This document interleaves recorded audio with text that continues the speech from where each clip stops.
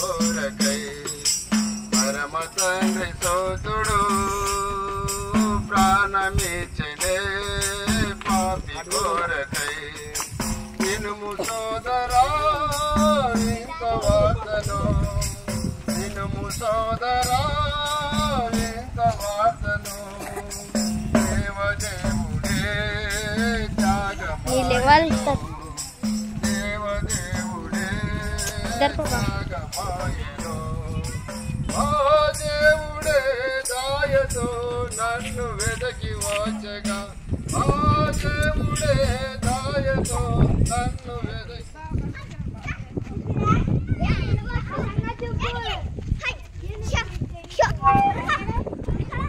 రాసిపడి భారం వస్తున్న సమస్తం జనులారా నా దగ్గర నేను యేసు ప్రభు ప్రేమతో పిలుస్తా ఉంటున్నాడు. ఆయన మరి పిలవచ్చునే అంటున్నాడు కనుక మీరు అనుకోవచ్చు మధ్యాహ్న కాల సమయంలో ఎవరైనా పాపులు ఇక్కడ ఎవరు పాపులు లేరు వెళ్ళండి అని మీరు అనుకోవచ్చు.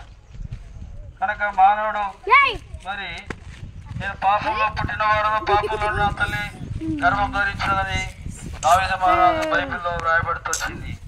కనుక నీవు నేను తల్లిదండ్రుల యేసుక్రీస్తు వారు ఈ లోకానికి వచ్చాడు. యేసు అనగా రక్షకుడు, క్రీస్తు అనగా అభిషక్తుడు.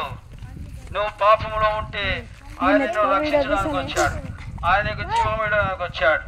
కనుక మానవుడు లోకంలో తాగుడు, వ్యభిచారము, జూదము చేత అనేక శ్రమలు, ఇరుకు, ఇబ్బందులు, బాధల్లో ఉంటున్నా మరి అటువంటి వారిని దేవుడు ప్రేమిస్తూ ఉంటున్నాడు.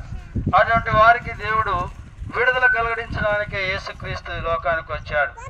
యేసు అనగా రక్షకుడు, క్రీస్తు అనగా అభిషక్తుడు. ఈ మధ్యాహ్న కాల సమయంలో ఈ మాటలు నీకే సహోదరుడా, ఆయనను నిన్ను ప్రేమిస్తూ ఉంటున్నాడు.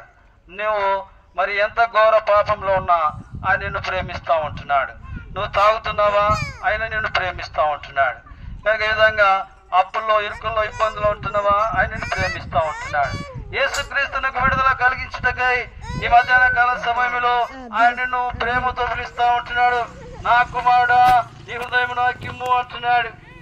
కనుక దిగులతో, చింతతో, ఆయా బాధలతో, ఇరుకుల్లో ఉంటున్నా, పాపంతో ఉంటున్నా, ఆయా పాపాలతో ఉంటున్నా సహోదరుడా, ప్రభువు యేసుక్రీస్తు, సహోదరుడు, సహోదరి, పాపంలో ఉంటున్న ప్రతి మనిషిని యేసుక్రీస్తు ప్రేమిస్తూ ఉంటున్నాడు.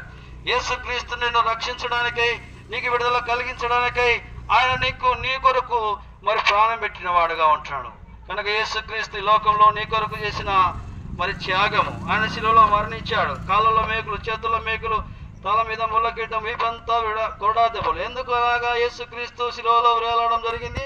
మన చేతులతో అనేక పాపాలు చేస్తూ వచ్చాం. బిడి సిగరెట్ తాగాం, ఇసుపెటాకులాడాం, అనేక జూదం మాటలు మాట్లాడుతూ వచ్చాం. దాన్ని బట్టి మనకు బదులుగా ఆయన మరి చేతుల్లో మేకులు కొట్టించుకున్నాడు. కాళ్ళల్లో మేకులు.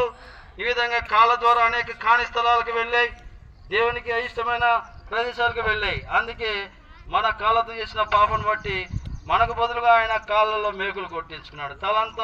తల మీద మరి ముళ్ళకీటం అనగా మన హృదయం, మన తల ద్వారా అనేక తలంపుల, పాపపు తలంపుల ద్వారా యేసుక్రీస్తు మనకు బదులుగా ఆయన శిలువలో ఆ తల మీద ముళ్ళకీటం పెట్టించుకున్నాడు. పక్కన బల్లెపోటు, వీపంతా కూడా దెబ్బలు, శరీరం ద్వారా చేసిన పాపను బట్టి యేసుక్రీస్తు ప్రభుల వారు నీకు బదులుగా ఆయన శిలువలో మరణించాడు. ఎందుకంటే నిన్ను విడిపించడానికై, పాపం నుండి విడిపించడానికై. అందుకే పాపను రక్షించుటకు యేసుక్రీస్తు లోకంలోకి వచ్చాను. ప్రియుడా, ఈ మధ్యాహ్న కాల సమయంలో ఓ యేసు ప్రభా, నా పాపాన్ని క్షమించు, నాకు విడుదల కలిగించు, నన్ను జ్ఞాపకం చేసుకో అని నువ్వు ఒక చిన్న ప్రార్థన చేసుకున్నట్లయితే యేసుక్రీస్తు నీ బాధల నుండి, నీ పాపం నుండి ఆయన విడిపిస్తాడు.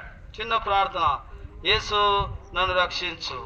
ఈ చిన్న మాటను హృదయంలో చేసుకున్నట్లయితే యేసు ప్రభు నిన్ను రక్షిస్తాడు.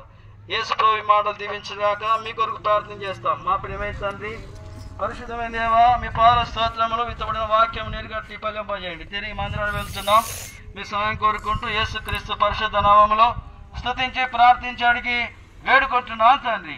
ఆమేన్. బులో చిందా ఖుదా యేసు మసీహ్